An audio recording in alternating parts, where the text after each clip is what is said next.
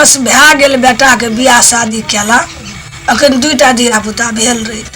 से कोन बझिनिया गाम क्या लेलू ककरा घर में जाके हमरा बेटा के कपार चढ़ि गेल दोसर गाम बेटा के करबे करबै हम पोता पोती हेतै देखबे करबै दोसर गोड़ एकरा से 5 गो बियाह केलकै से ओकरा घर में पोता पोती हमरा घर में पोते पोती ना करबै तो हेबे करते हमरो लेकिन बेटा के एवरिए हम करबै जरूर करबै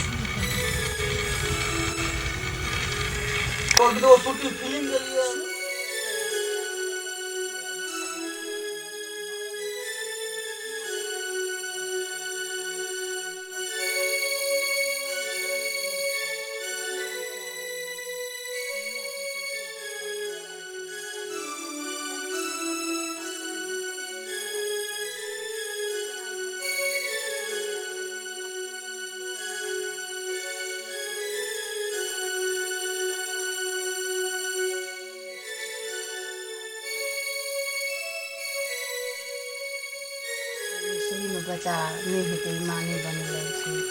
तब नहीं था कम मैया जो गप कहिए वह गप मतलब हम अहाँके सारी बात बुझे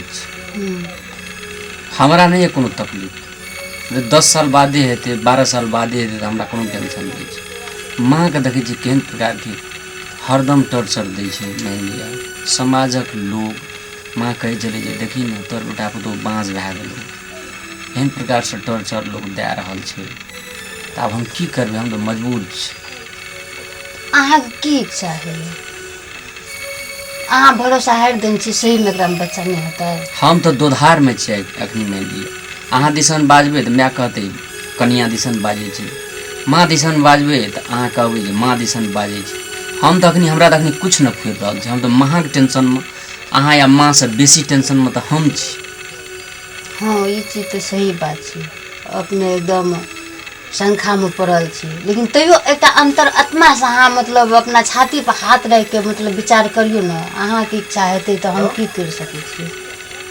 अहाँ जब एकदम बेमुख भए जेबै तब तो हमर कोनो चारा नहीं चलतै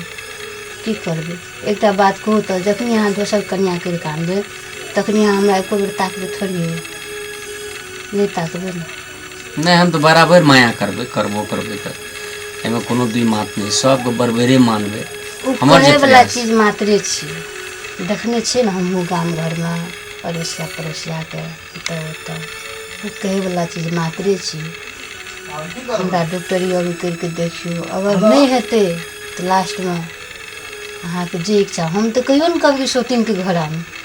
महिला मतलब एक बच्चेटा जन्मावे ले छै बहुत चीज है जब एहन मतलब छै लिखल विधान में कि एक महिला को एक कन्या के बच्चा नहीं हेतै तब दोसर कर सकै छी तो ओते कमती में तो हमर इच्छा कहियो नहीं छै मतलब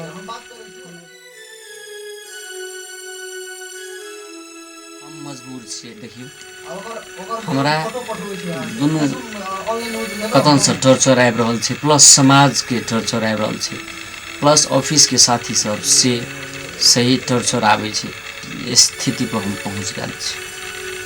अब में तब तो हम की कहबै हम अहाँ के भीतरी में थोड़े ढुक के देखबै अहाँ के की मन हम तो मान के चलू अहाँ हमरा अते तक मतलब देखे छी हम ई कहब अहाँ के नहीं करू शादी सकभर हमरा में पेरा तक बच्चा हेतै हमहीटा ई बात बजे वाला हमहीटा पर्सनल छी लेकिन करे ल कहे वाला अहाँ के 1000 लोग है घर से लाके ऑफिस तक सोचे दुनिया आ तोर कन्या के बच्चा नहीं होते ये चीज जाने छी कन्हे काल मतलब अहाँ हमर गप बाद में शादी करे कोनो बात नहीं छै हमर कपार तो जारी छै और ये दिन छै भगवान